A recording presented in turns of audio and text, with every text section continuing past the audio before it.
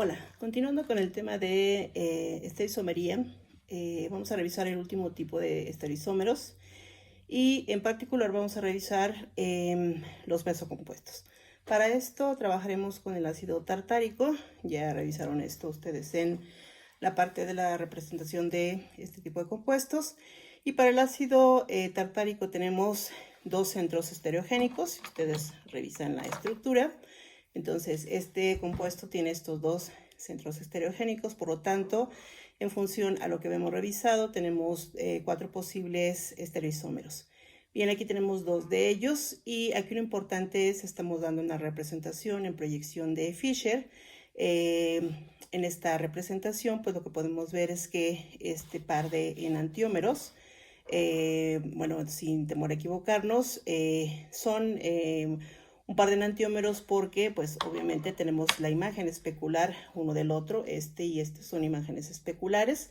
Entonces, acuérdense que los enantiómeros su característica es precisamente el ser imágenes especulares no superponibles. Entonces, si yo trato de superponer este sobre este, obviamente no puedo superponer un color en el otro, si se fijan. Entonces, ahí tendríamos imágenes especulares. Y bueno, algo que no habíamos mencionado, pero que ustedes deben haber dado lectura por ahí en alguno de sus textos, bueno, es que cuando hablamos de una estructura de Fischer, lo que no podemos hacer, una restricción en la estructura de Fischer, es que no podemos dar un giro de 360 grados a una estructura, es decir, no podemos hacer algo como esto, es decir, no podemos sacar a la estructura fuera del plano del papel, precisamente es a lo que se refiere, es decir, yo no puedo, si estamos hablando aquí de una estructura de Fischer, yo no puedo hacer un giro de esta naturaleza en la estructura. ¿Por qué no podemos hacer esto? Es decir, ¿por qué yo no puedo, si estuviésemos hablando de esta estructura, ¿a qué me refiero con hacer un no sacar a la estructura del plano del papel si estuviésemos hablando del plano del papel? Porque si nosotros hiciésemos esto, es decir, si esta fuera mi plano del papel y yo hiciera esto, en ese momento termino con lo que sería la estructura de Fischer. ¿Por qué? Porque si recuerdo en una estructura de Fischer, la definición de esa estructura implica que la cadena hidrocarbonada esté dirigida hacia la parte de atrás. Entonces, si yo me remito a esto, voy a mover un poquito esta estructura. Si nos centramos en la estructura que tengo aquí, la cadena hidrocarbonada está dirigida hacia la parte de enfrente. La dirección está manejada de esta forma. Y los sustituyentes, la cadena está dirigida, perdón, hacia la parte de enfrente. Véanlo en este sentido. Si ustedes están viendo el video de frente, la cadena está dirigida hacia la parte de enfrente y los sustituyentes están dirigidos hacia la parte de atrás. Yo estoy tomando los sustituyentes, entonces si ustedes están viendo de frente la cadena, los sustituyentes están dirigidos hacia atrás porque yo los estoy tomando, o sea, tal cual, estos están dirigidos hacia mí y ustedes están viendo la cadena, perdón por moverlo tanto, la cadena está dirigida hacia el frente y yo por eso puedo tomar los sustituyentes porque esos están dirigidos hacia la parte de atrás. Entonces, esto no da pie a lo que definimos como lo que era una proyección de Fischer. Por lo tanto, no puedo hacer eso en una proyección de esta naturaleza. Entonces, lo que no puedo hacer es cambiar esa restricción de la proyección de Fischer. Entonces, cuando yo quiera, por ejemplo, ustedes podrían decirme, bueno, yo para poder hacer que una estructura se encime sobre la otra, podría hacer esto. Yo podría manejar esto y encimar los colores, es decir, hacer esto y de esa manera los colores quedarían uno encima del otro. Si se fijan así, el blanco quedaría sobre el blanco, el rojo sobre el rojo y así sucesivamente. Pero este encimamiento entonces no implicaría cumplir con la proyección de Fischer, porque entonces ahora esta cadena no está proyectada en el sentido que debería de ser.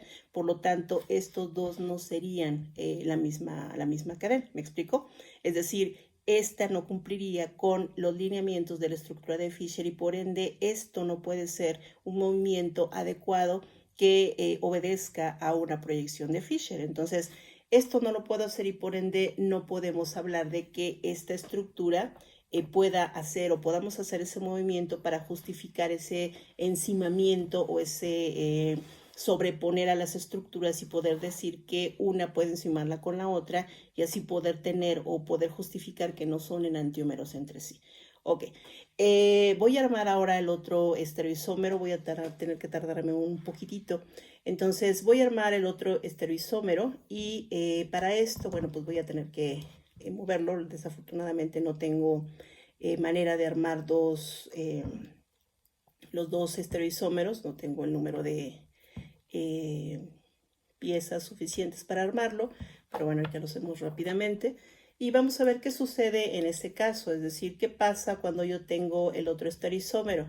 En el otro estereoisómero vamos a tener los sustituyentes de esta manera, entonces sería el otro estereoisómero para este caso en particular.